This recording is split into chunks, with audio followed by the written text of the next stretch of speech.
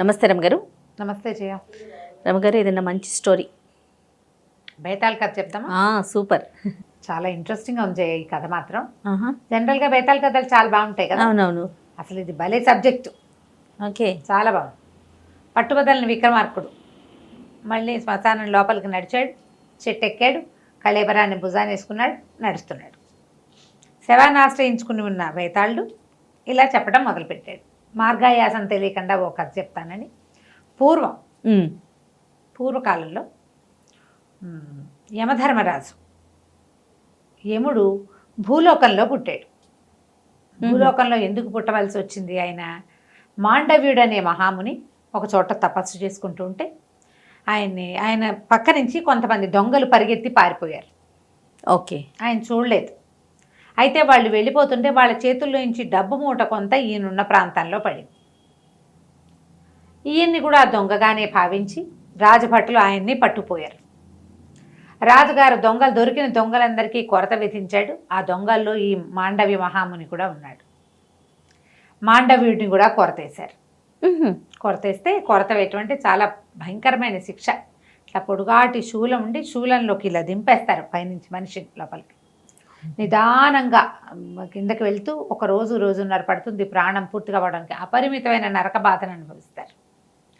ఈ నరకాన్ని అనుభవించి మరణించిన మాండవి మహాముని యమధర్మరాజుని అడిగాడు, నాకు ఇలాంటి మరణాన్ని ఎందుకు ఇచ్చావు? నేను ఏ తప్పు చేయలేదు. పైగా నేను మునిని. అంటే నువ్వు చిన్నప్పుడు తూనీగలకి రెక్కలకి ముళ్ళు పెట్టి ఆడేవాడివి. ఆ తూనీగ అనుభవించిన హింస నువ్వు కూడా అనుభవించాలి, నీ శాసనం అది అనేసరికల్లా మాండవి మహాముని అన్నాడు, 10 ఏళ్ల వరకు బాలప్రాయం ఏం చేసినా పసిబిడ్డ భగవంతుడితో సమానం కదా. వ్యక్తత తెలియక ముందు చేసినవి ఏ పాపాలు గణించకూడదు, అది కదా శాస్త్రం, ధర్మశాస్త్రం ఒప్పుకుంటుంది. అయినా కూడా నాకు ఇలాంటి క్రూరమైన మరణాన్ని ఇచ్చావు నువ్వు. నీకు మనుషులు చేస్తారు ఇట్లా, దేవతలు చేయకూడదు ఇట్లా, మనుషులు చేస్తారు. మానవ జన్మ ఎత్తు 100 ఏళ్ల పాటు అని శపించాడట యముణ్ణి. ఈయన శపించాడు 100 ఏళ్ళు, కొన్నేళ్ళు, కొంత సంవత్సరాలు. అదేలేండి. మాండవ్య మహాముని శాపాన్ని అనుసరించి ఈయన మహాభారత కాలంలో విదురుడుగా జన్మించాడు. బాగుందిగా. ఈయన విదురుడుగా జన్మించిన కాలంలో ఆర్యముడు అనే ఒక దేవుడు ఈ యమధర్మరాజుగా ఉండేవాడు. ఈయన విదురుడుగా జీవితాన్ని చాలించుకున్న తర్వాత వెనక్కి వెళ్ళాడు. అక్కడ ఏం శిక్షలు ఆగల. ఈయన ఇక్కడ పుడితే అక్కడ ఇంకోళ్ళు ఉన్నారు, ప్రాక్సీ ఆర్యముడు ఉన్నాడు. అయితే ఆర్యముడు ఏం చెప్పాడంటే పదవి నుంచి మళ్ళీ వెళ్ళిపోతాంటే ఈయన లేనంతకాలం ఆయన పనిచేసి వెళ్ళిపోతూ, ఎంతమంది పాపులకో శిక్షను వేశానన్నా, కానీ ప్రతివాడు మా ఆవిడ వల్ల తప్పు చేశా, ఆ అమ్మాయి వల్ల తప్పు చేశా, ఈ స్త్రీ వల్లే ఈ పాపం చేశానని చెప్తున్నారు. స్త్రీలే కారణంగా కనపడుతున్నారు మానవుల పాపాలకి అని చెప్పాడు. ఈ అమ్మాయి వల్లే నేను చేశాను అని చెప్తున్నారు.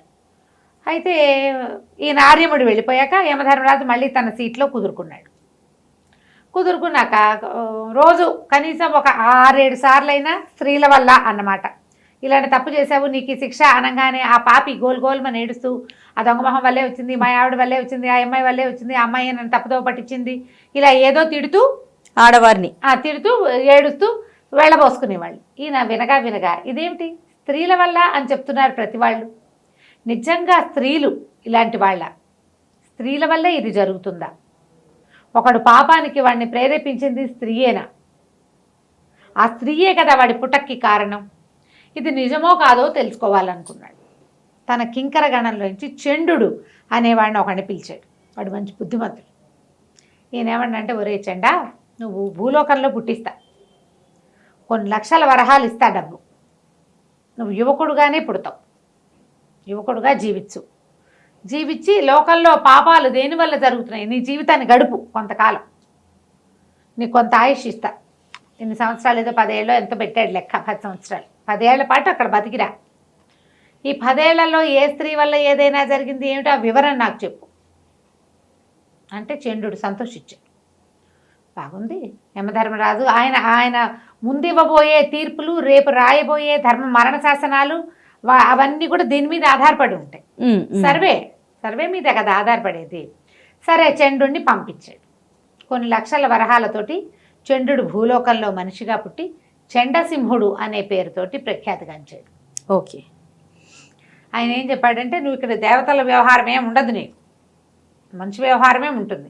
అక్కడే ఒక అమ్మాయిని చూసి పెళ్లి చేసుకుందు, కానీ పెళ్లి చేసుకోవాలి నువ్వు, అప్పుడు మిగిలిన సంగతి. సరే, ఈ చంద్రుడు భూలోకంలోకి వచ్చేసాక ఓ ఊళ్ళో ఓ ప్రత్యక్షమయ్యాడు. బాగా డబ్బులున్నాయి, బోళ్ళని గుళ్ళు ఆరామాలు అవి ఇవి కట్టించేవాడు. కుర్రాడు మంచి యవన శోభతో బాగుండేవాడు, అందమైన వాడు. మరి దేవతా పురుషుడు కదా, ఎంత కింకరుడైనప్పటికీ. అక్కడి నుంచి ఏమైంది, ఆ ఊళ్ళో వాళ్ళంతా వాళ్ళు చూశారు. క్షత్రియులను మంచివాడు, చండసింహుడు అని పేరు పెట్టుకున్నాడు కదా. సరే, ఒక క్షత్రియ కాంతతో పెళ్ళయింది. ఆ పిల్ల పేరు సౌదామిని. వాళ్ళకు రూపాయి లేదు, కానీ వంశగౌరవం చాలా ఉంది. అమ్మడికి ఆత్మాభిమానం మెండుగా ఉంది. మా నాన్న మా అమ్మ గొప్ప, అక్కడ రూపాయి లేదు వాళ్ళ దగ్గర, వంశగౌరవం మాత్రమే ఉంది. ఆ అమ్మాయిని పెళ్లి చేసుకున్నాడు. పిల్ల చక్కటిది, బుద్ధిమంతురాలు, ఆత్మాభిమానం ఉన్నవాళ్ళు ఎవరికైనా మరి ఆరాధనీయంగానే ఉండాలి. ఎప్పుడు కూడా అభిమానం ఉంది అమ్మాయికి. చేసుకున్నాడు. ఇంక అక్కడి నుంచి ఆవిడ క్రమంగా ఎలా అయ్యిందంటే, ఆవిడ మహారాణి, ఆయన సేవకుడు. ఆవిడ అడుగుతుంది, ఆయన చేస్తాడు. ఆవిడ చెప్తుంది, ఆయన చేస్తాడు. ఆవిడ ఏది చెప్తే అది శాసనం. ఆవిడ శివగామ అయిపోయింది. ఇవి చేసేవాడు.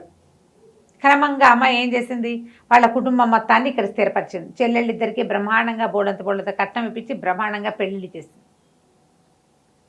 ఒక వాక్యం తేడా వస్తే ఒప్పుకునేది కాదు. తన మాట చెల్లపోతే కుదరదు. ఒప్పుకునేవాడు అతను. అట్లా అమ్మాయి మాటకు ఒప్పుకునేవాడు. ఆవిడకి అలా సాగిచ్చేవాడు. అక్కడి నుంచి ఏం చేసింది, ఇద్దరు తమ్ముళ్ళు ఉన్నారు, అన్నదమ్ములు ఇద్దరు ఉన్నారు.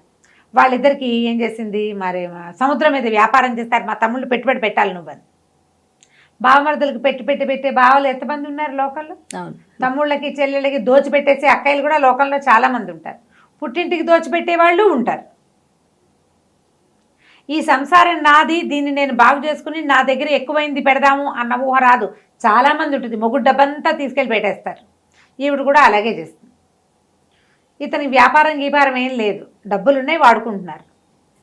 క్రమంగా డబ్బులు తగ్గిపోవటం మొదలెట్టాయి. బావమరుదు ఇద్దరు సముద్రం మీద దేశాంతరం వెళ్ళి సంపాదిస్తారని చెప్తే వాళ్ళకి పెద్ద పెద్ద పెట్టుబడులు పెట్టి పెద్ద పెద్ద నౌకలు కొనిచ్చాడు.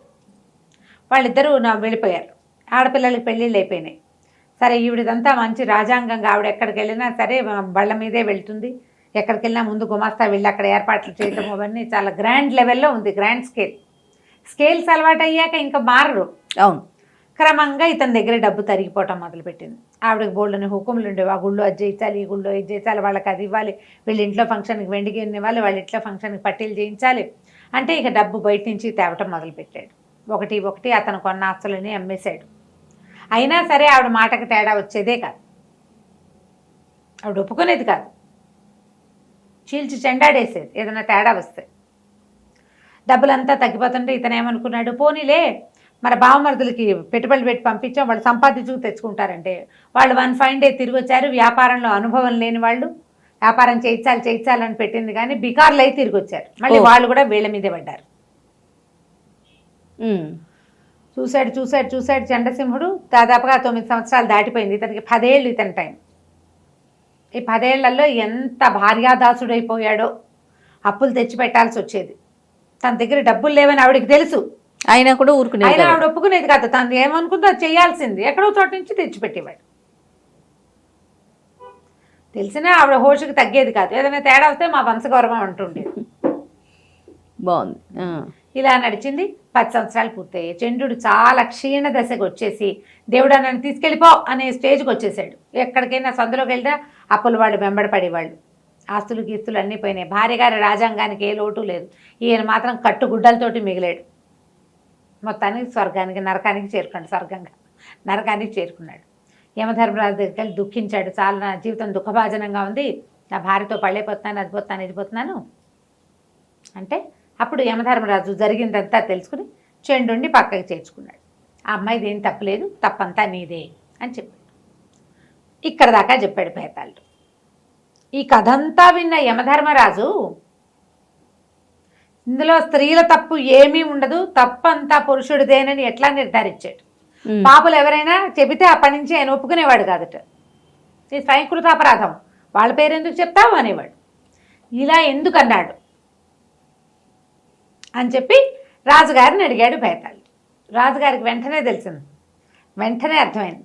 రాజు ఏమన్నాడంటే, స్వయంకృతం కాక ఇంకేముంది? అదే కదా. ఒక అమ్మాయి, ఒక స్త్రీ నాకు అదేదో కావాలంది, మగవాడు ఏం చెయ్యాలి?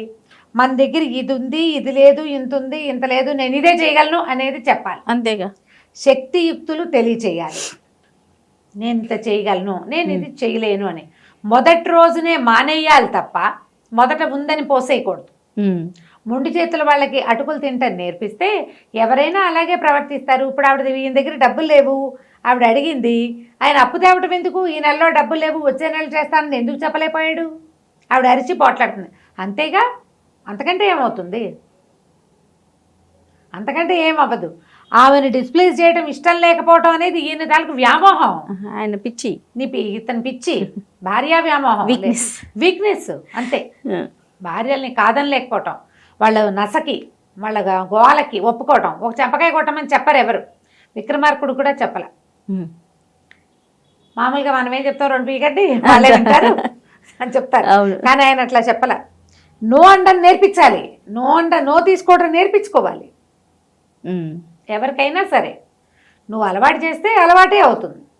నీ దగ్గర శక్తి లేనప్పుడైనా తెలియచేయలేదు. మీ చెల్లెళ్ళ పెళ్ళిళ్ళు నేను చేయటం ఏమిటి అని అడగల. మీ నా తండ్రిది కదా బాధ్యత, సహాయం చేస్తా, పెళ్ళి నేను చేయను అని చెప్పాలి. అది కూడా చేయలే. అక్కడి నుంచి మొదలుపెట్టి అతను చేసినవన్నీ తప్పులే. ప్రతి వాళ్ళు కూడా ఇలాగే తప్పులు తము చేసి వాళ్ళు అడిగారు, నువ్వు చెప్పాలి. వాళ్ళు అడుగుతారు, ఎవరో ఒకళ్ళు అడుగుతూనే ఉంటారు. ఉంది కదా నీ చేతిలో ఆ 100 ఇచ్చేసేయి అంటారు. ఈ 100 ఇస్తే నాకు మిగిలిన వాటికి ఉండవు, నేను 50 ఇస్తాను, 10 ఇస్తాను, 2 ఇస్తాను చెప్పాలి. చెప్పకపోతే అంతే కదా. వాళ్ళకి అలవాటు చేయకపోవటం వల్ల ఇలా జరుగుతుంది తప్ప స్త్రీలని ఎప్పుడూ తప్పట్టకూడదు. వాళ్ళకి నేర్పడం పురుషులదే తప్పు అని చెప్పాడు. చెప్పంగానే పేతాళ్ళకి నవ్వొచ్చింది. యమధర్మరాజు అంత తీర్పరివి నువ్వు, కానీ నువ్వు మౌనభంగం చేసావు కదా, మాట్లాడేసావు, మళ్ళీ కలుద్దాం అని చెప్పేసి పరిగెత్తుకుంటూ 7తో సహా వెళ్ళిపోయాడు. మళ్ళీ విక్రమార్కుడు ఏం చేశాడు, అక్కడి నుంచి వెనక్కి రావడం మొదలుపెట్టాడు. కథ కంచికి మనం ఇంటికి. సూపర్, నిజంగా చాలా బాగుందండి. నమస్తే రమ్మగారు.